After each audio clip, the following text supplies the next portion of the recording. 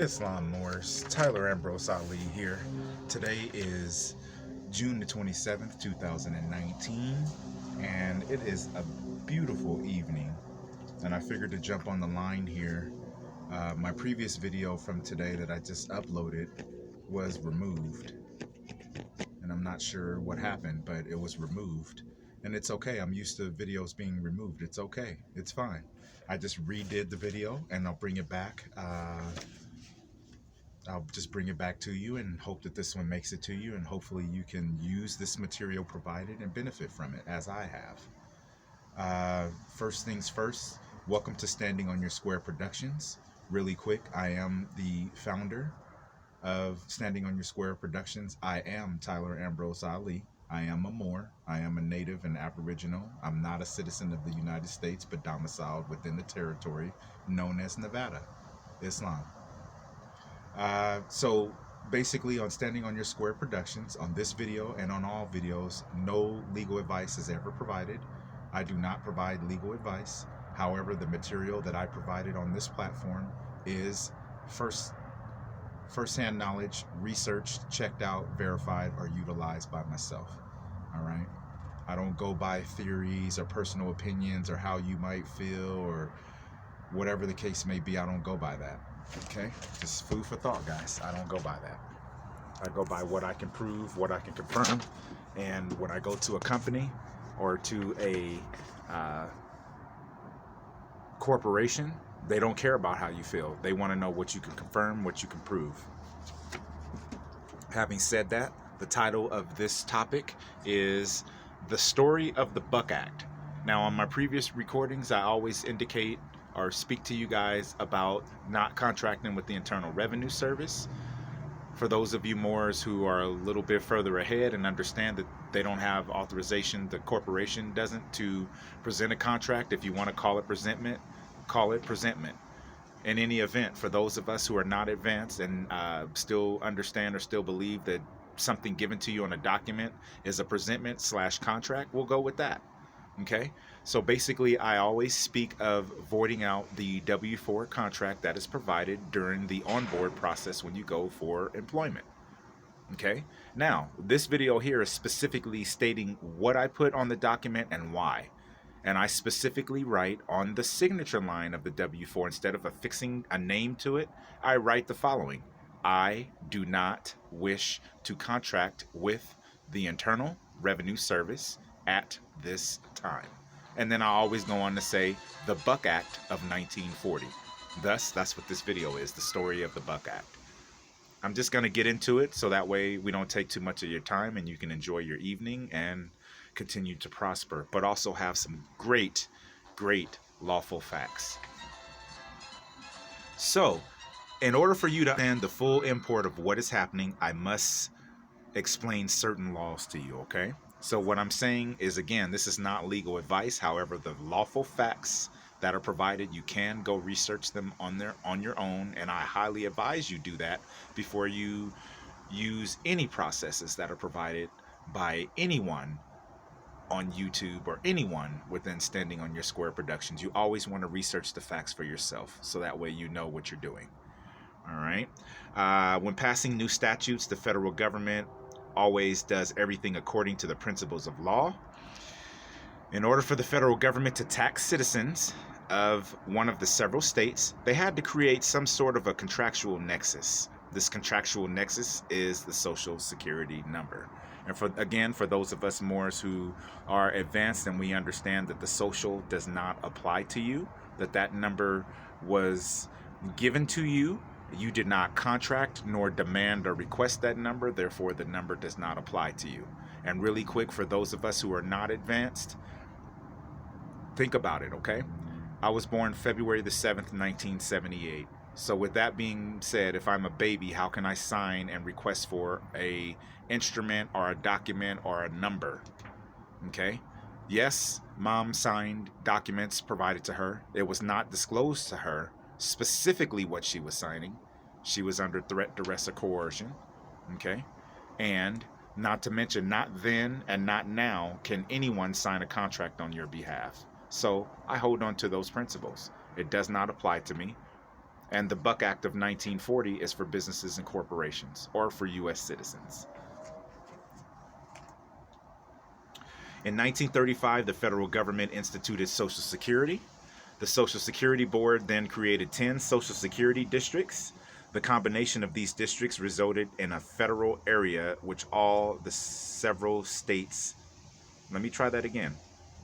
The combination of these districts resulted in a federal area which covered all the several states like a clear plastic overlay.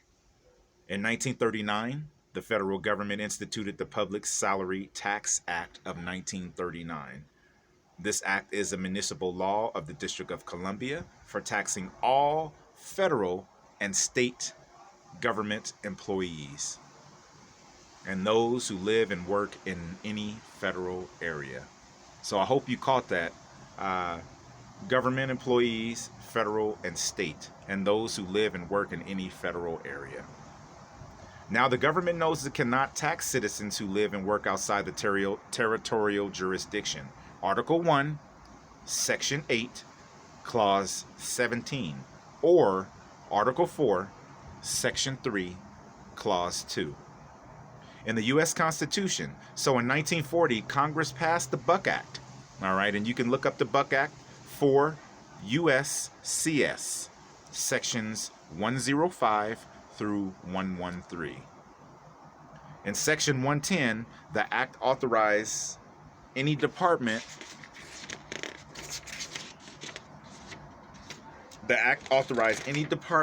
of the federal government to create a federal area. Okay? Hope you guys are keeping up with me. I appreciate you supporting Standing on Your Square Productions. By the way, I'll take those few seconds to share that with my audience here. I am, again, Tyler Ambrose Ali. I am in Proprio Persona, and I am in the territory now known as Sparks, Nevada. I just wanted to take a minute to just show my appreciation for my audience and supporters, and let's keep going. All right, so for imposition of the Public Salary Tax Act of 1939, this tax is imposed at 4 USCS Section 111. The rest of the taxing law is found in the Internal Revenue Code. The Social Security Board had already created a federal area overlay. All right, 4 USCS Section 110D as in David. The term state includes any territory or possession of the United States.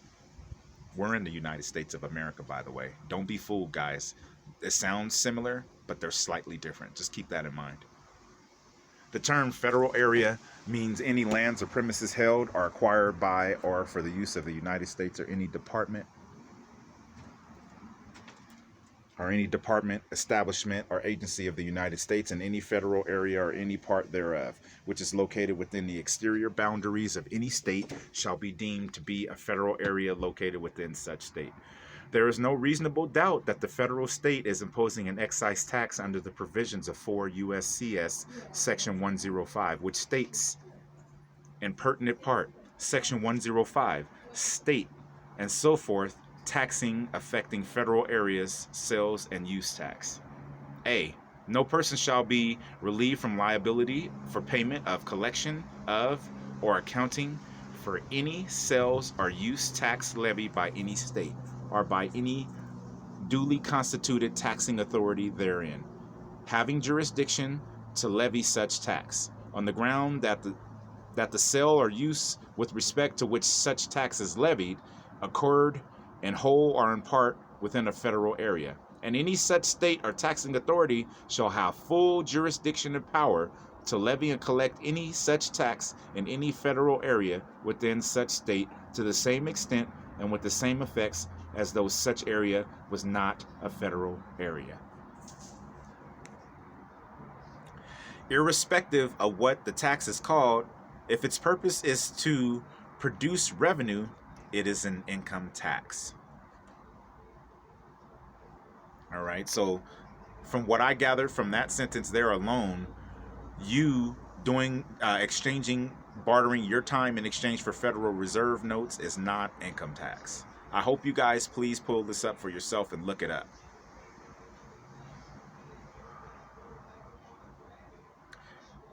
Irrespective of what the tax is called, if its purpose is to produce revenue, it is an income tax or a receipt tax.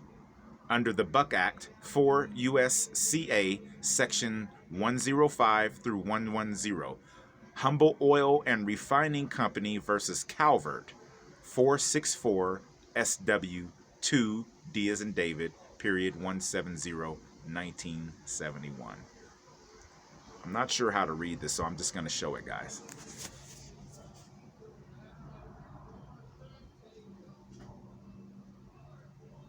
So let's read along. Thus, the obvious section question arises, what is a federal area? A federal area is any area designated by any agency, department, or establishment of the federal government designed by the Social Security Administration, any public housing area that has federal funding, a home that has a federal bank loan, a road that has federal funding, and almost everything that the federal government touches through any type of aid. The federal area attaches to anyone who has a social security number or any personal contact with the federal or state governments. Let me go further into that, guys. The way how personally this doesn't apply to me is because I have not used the social security number since 2013 when filling out a W-4. So, having said that, I'm gathering that the Buck Act doesn't apply to me. However, it applies to businesses and corporations. And if you have a social security number that you requested for, not one that was just handed to you and said, here, this is your social. A social that was actually attached to you that you requested for, you willingly, knowingly contracted into, that would be your social. And let's be honest, audience, none of us have went through that. If there's any responses saying that they have, I could give you that. A handful of people in the history of the world have went back and corrected their status properly and up to and including requesting a brand new social.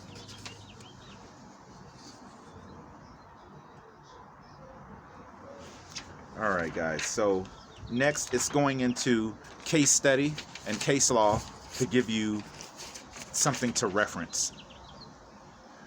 Through this mechanism, the federal government surpassed the sovereignty of the people as well as the sovereignty of the several states by creating federal areas. That sounds like that they went outside of their jurisdiction to me. That's just what I'm gathering from reading it. You guys look at it and go from there. Within the boundaries of the states under the purported authority of Article 4, Section 3, Clause 2 in the Federal Constitution, which states, the Congress shall have power to dispose of and make all needful rules and regulations respecting the territory of other properties belonging to the United States. And nothing in this Constitution shall be construed as to prejudice any claims of the United States or any particular state. All right. So keep that in mind, guys. This next paragraph I'm going to read here, it applies to U.S. citizens. All right. Hey. Therefore, all U.S. citizens, i.e. citizens of the District of Columbia, residing in one of the states of the Union are classified as property, as franchises of the federal government, and as an individual entity. See Wheeling Steel Corp. versus Fox 298 U.S. 193 80 LED 1143 56 S period CT period 773. Under the Buck Act, 4 USCS Section 105 through 113, the federal government has created federal areas within the boundaries of all the several states. These are similar to any territory that the federal government acquires through purchase, conquest, or treaty, therefore imposing federal territorial law upon all the people in these federal areas. Federal territorial law is evidenced by the executive branch, yellow-fringed U.S. flag flying in schools, offices, and courtrooms. Guys, that paragraph that I just read there is advising you what is a federal area or what is a federal zone. So what that means is that if we work at a warehouse or if we work at, I don't have permission to use company names or corporation names, but I'm using corporations that I personally have contracted with.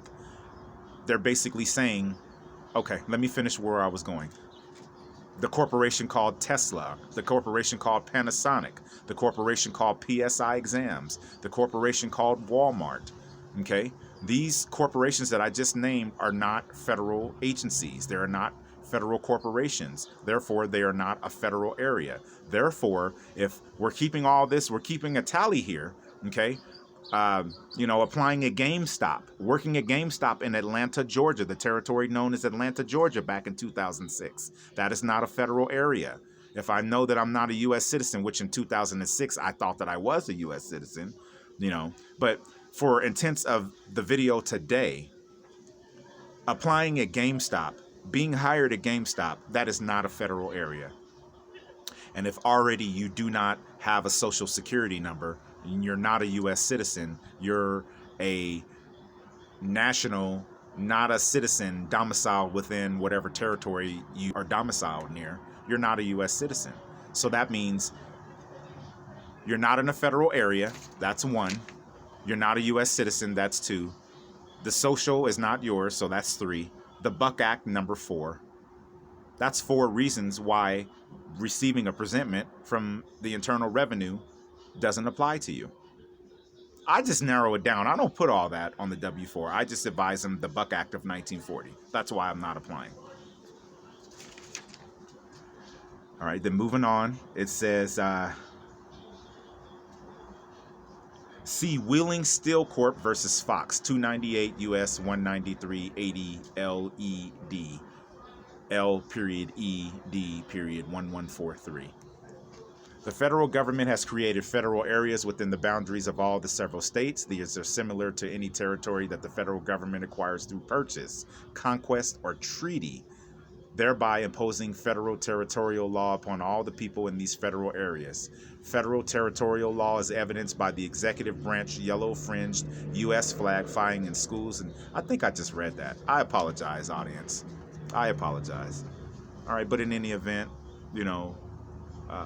this material checks out. And I want to take a second here and address something that seems to always make it either to a beacon of light that I'm following or to my page, to my comments. It appears that people that have no firsthand knowledge, no firsthand experience, and definitely no research seem to always come back and say some hateful shit. Okay, I'm gonna go as far as using names. Okay, if we're spreading hate, then why am I worrying about a person's name? There's a name specifically, several names. One, what is it? Lawyers, Guns, and Money, and Liz D. I wanted to take a minute to give you guys a quick big ups. Thanks for sending the hate. Although I wish you would keep the hate. Research your facts and your knowledge before you get on someone's platform telling them what they don't know of what they speak of. Because chances are when a person jumps on a platform and they provide you specific lawful steps and facts, chances are they know what the fuck they're talking about. And that's probably why they're calmly providing it for the audience to pick up. So, having said that, no, I did not have permission to use screen names. However, I used them because I've noticed those two names specifically on more than one occasion have responded with some hateful shit, and it's uncalled for. Now, on this broadcast, I'm giving you lawful facts as I always do with Standing on Your Square Productions, and I'm looking to hopefully not see hate this time. So I just wanted to take a second or two and address it in advance. Islam. Yeah, and you're right, I shouldn't have used screen names, but people shouldn't use hate. So, wow, how about that? All right, so it says you must live on land in one of the states of the Union, not in any federal state or federal area, nor can you be involved in any activity that would make you subject to federal laws. You cannot have a valid social security number, a resident driver's license, or a motor vehicle registered in your name. You cannot have a federal bank account, a federal registered account number relating to individual persons, SSN or social security number. See Executive Order number 9397. Guys, these are lawful facts. The haters out there that are picking up this feed, look this shit up. One of the haters that I mentioned actually had the nerve. Do you understand me? Do you realize the boy had the nerve to come back and tell me that those outdated treaties and doctrines don't mean shit, that old historical facts don't apply to shit nowadays? How can you say that when the majority of things that we utilize to this day were derived or came from something. The historical facts is what gave us what we abide by and what we're not abiding by to this day. Islam. So nobody being hateful coming on the line, typing in some shit on the keyboard can change that ever. Just keep that in mind, Moors.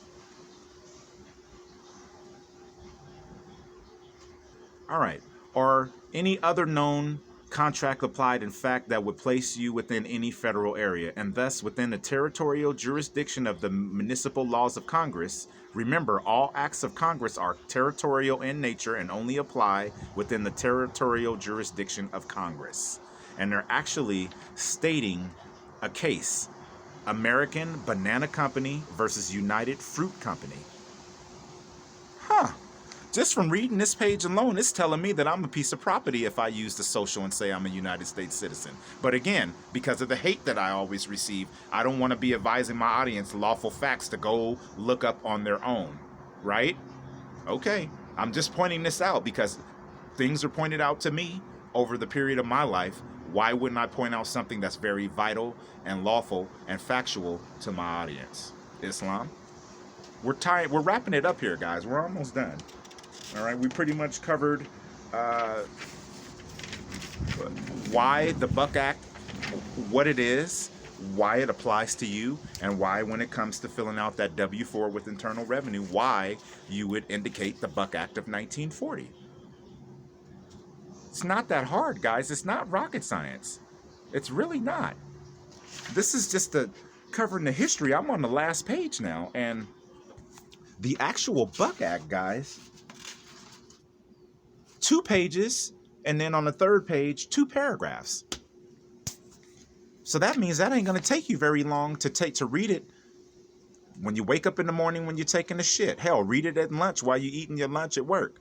Read it when you get home, and then read it before you go to bed. I guarantee you, if you do that for 2 weeks, you'll understand why, when you have a W-4 presented to you, why you're saying you do not wish to contract with the Internal Revenue Service, the Buck Act of 1940. That way, you'll know why you're writing this. So when you have the employer or payroll or human resources that you obviously know they ain't research shit, they're told one way and one way only, maybe an extra way in case somebody that's Native American comes along, you'll do it this way. But other than that, no, it's always this way across the board. And I'm here to tell you guys confidently on June the 27th, 2019, the Buck Act of 1940, regardless of how old it is, it applies to a human being or a person that because of that, federal income tax and other lawful historical facts applies and extends to you to where there is not necessary to contract with Internal Revenue.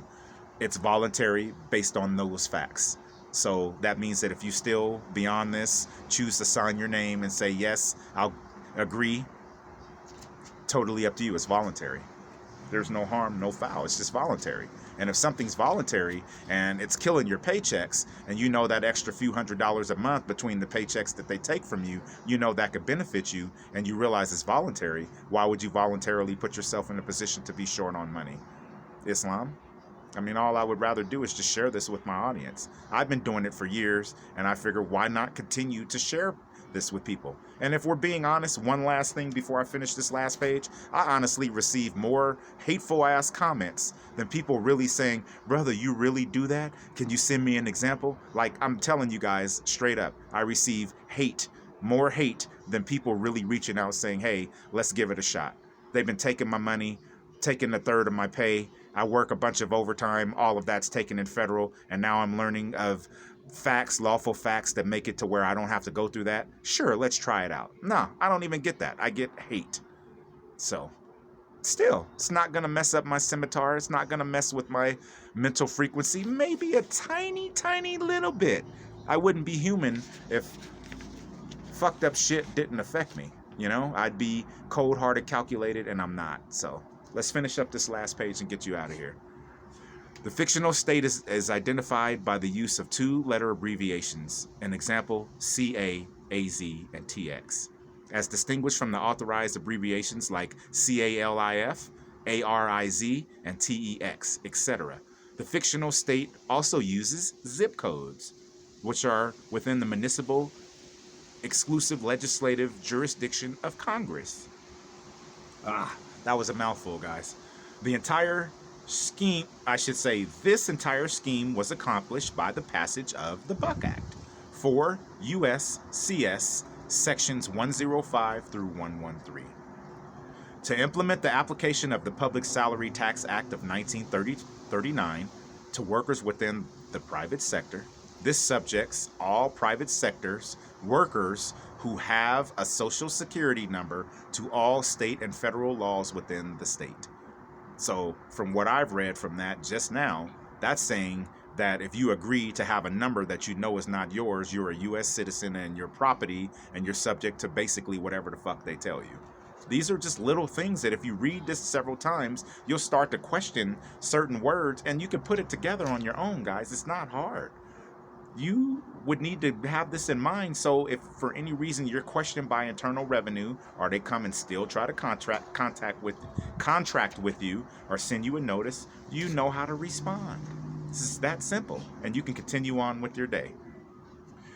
All right, so wrapping it up here, this subjects all private sectors workers who have a social security number to all state and federal laws within the state.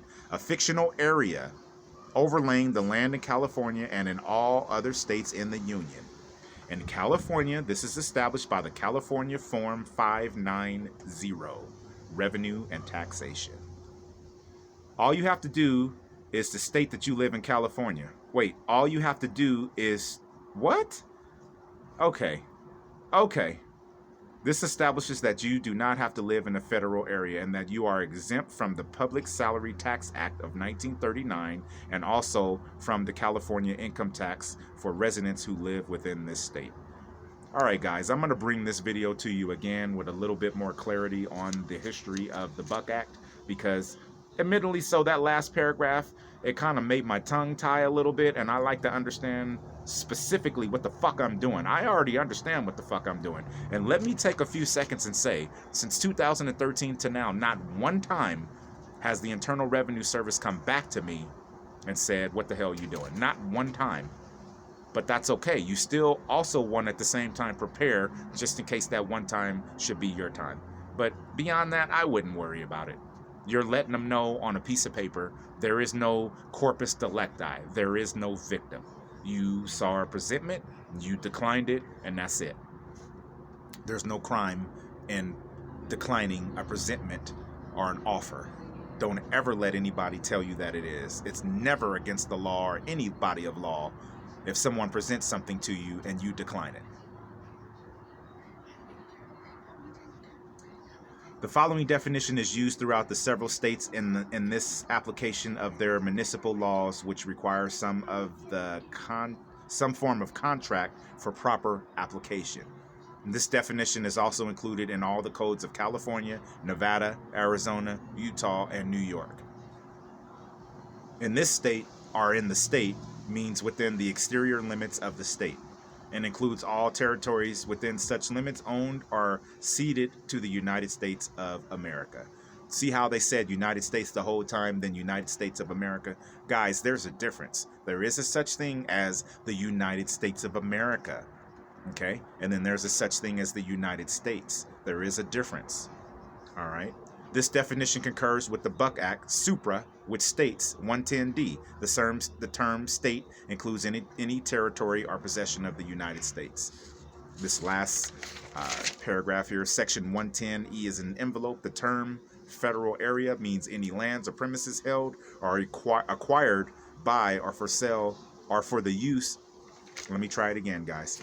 110E is an envelope. The term federal area means any lands or premises held or acquired by or for sale of the United States or any department, establishment, or agency of the United States, and any federal area or any part thereof which is located within the exterior boundaries of any state shall be deemed to be a federal area located within such state. I disputed the fuck out of that and wrote what I wrote on my document, and no one's came back and said otherwise. They acquiesced. I even followed through with 2 separate affidavits for them to rebut or respond to, and they do nothing. And when my pay comes every pay period, there is no federal taken out. So that's basically it, guys. That's the Buck Act of 1940. Actually, that's the story of the Buck Act of 1940. And I'm going to come at you a little bit later or first thing tomorrow with the actual Buck Act. But in any event, you got the gist of it. You got the bread and butter of it. If you have any suggestions or comments, any questions, any concerns, if you want to leave feedback, leave it in the comment box. Definitely. If you need any templates or if you need examples, you know what to do. Hit me up at tylerambrosali@gmail.com. That's tylerambrosali@gmail.com.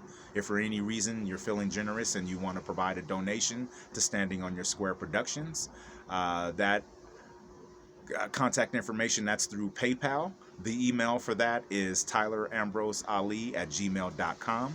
The PayPal info is paypal.me/the Tyler Ambrose Ali. And that's basically it. Again, it was great to talk with you guys, to kind of give you some lawful facts to go on. Because I know for a fact I've had Standing on Your Square Productions upload several videos speaking of not contracting with Internal Revenue.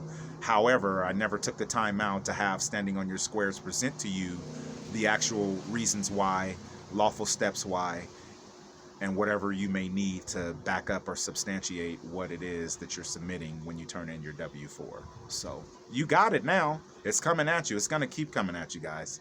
So Islam, enjoy your evening. And this is Tyler Ambrose Ali, owner and founder of Standing on Your Square Productions. And we'll see you next time.